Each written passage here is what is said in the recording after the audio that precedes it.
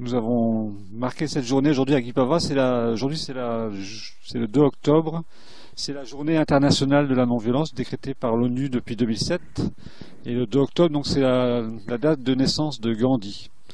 Et nous à Guipava, donc nous avons une association qui s'appelle l'association Rico Lamour, qui essaye de lutter contre les violences. Et on a créé cette association il y a 5 ans, en novembre 2010. Donc j'ai mon fils Eric qui avait 17 ans et il était assassiné à Ploudalmézeau le 12 juin 2010 pour rien, au mauvais endroit, au mauvais moment. Il était parti faire la fête avec ses copains et il a croisé le chemin d'un jeune très violent qui venait de 2 coups de couteau. Voilà, il est mort pour rien. Et malgré la douleur, malgré la douleur surtout de la perte d'un enfant, on a créé cette association avec l'aide de beaucoup de personnes, quelques mois après. Et donc on essaye de faire des actions de prévention. On intervient beaucoup, moi je sais qu'on intervient beaucoup dans les écoles, dans les collèges, pour parler de ce problème de violence avec les jeunes, violence physique, violence morale aussi avec le harcèlement. On a fait aussi d'autres actions dans les discothèques, dans le sport aussi, comme Eric était un footballeur acharné dans son club de foot des Gars du Rhin de Guipava. Et on va sur les terrains pour organiser des challenges du fair play, c'est-à-dire noter les comportements des joueurs, comportements des dirigeants par rapport aux arbitres. Et je pense que c'est important. On a aussi tous les ans quelqu'un qui vient de l'extérieur, c'est un peu le lien avec le 2 octobre. On a une personne qui est venue de Grenoble en février dernier, Aurélie Munkam Noubissi, qui est la maman de Kevin, qui a été assassiné à Échirolles, près de Grenoble. Son nom ne dit pas grand chose aux gens, mais il y a le chanteur Calogero qui a écrit une chanson sur leur histoire. Sa chanson s'appelle Un jour au mauvais endroit, et la chanson raconte le drame de Kevin et Sofiane.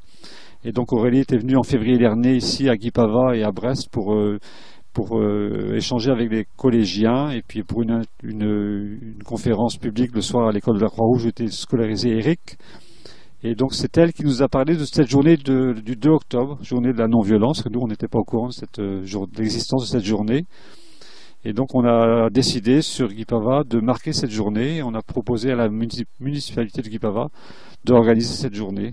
Donc c'est pour ça que nous étions réunis ce soir pour cette marche blanche jusqu'au stade Éric Lamour avec des animations avec les élèves des différents établissements de Guipava.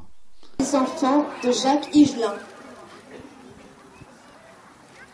Pourra-t-on un jour vivre sur la terre sans colère, sans mépris? Sans chercher ailleurs qu'au fond de son cœur la réponse au mystère de la vie.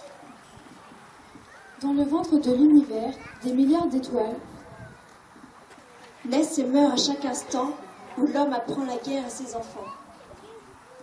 Je suis trop petit pour me prendre au sérieux, trop sérieux pour faire le jeu des grands, assez grand pour affronter la vie, trop petit pour être malheureux. Verra-t-on enfin les êtres humains rire aux larmes de leur peur, enterrer les armes, écouter leur cœur, qui se bat pour la vie. Dans le ventre de l'univers, des milliards d'étoiles naissent et meurent à chaque instant où l'homme apprend la guerre à ses enfants. Je suis trop petit pour prendre au sérieux, trop sérieux pour faire le jeu des grands, assez grand pour affronter la vie, trop petit pour être malheureux.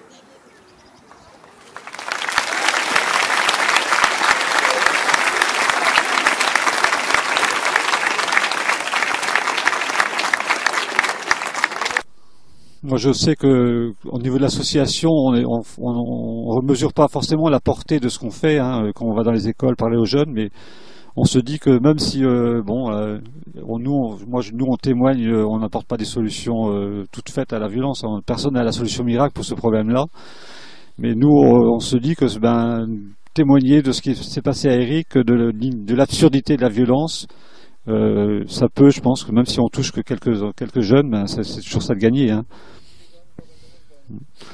C'est pour ça que l'affiche qu'on a fait pour cette journée, l'affiche qui est d'ailleurs sur les bus de Brest jusqu'au 5 octobre, il y a ce message: tu peux être la victime, tu peux être l'agresseur. Et C'est un message aux gens qui seraient tentés aussi par la violence, et ça, bon, peut-être que ça peut aussi changer les choses.